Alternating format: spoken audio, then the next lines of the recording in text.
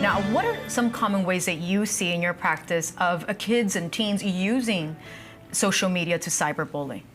You know, we saw in about 2015, I think there was a statistic that cyber harassment was taking place a lot on Facebook.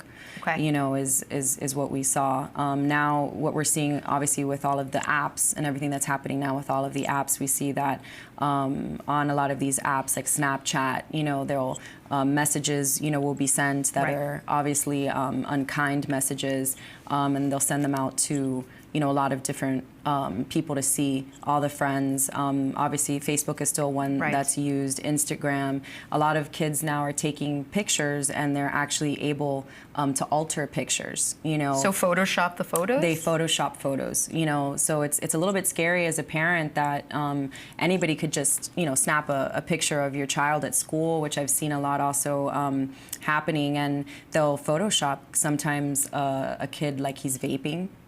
And even though the child was never really doing that.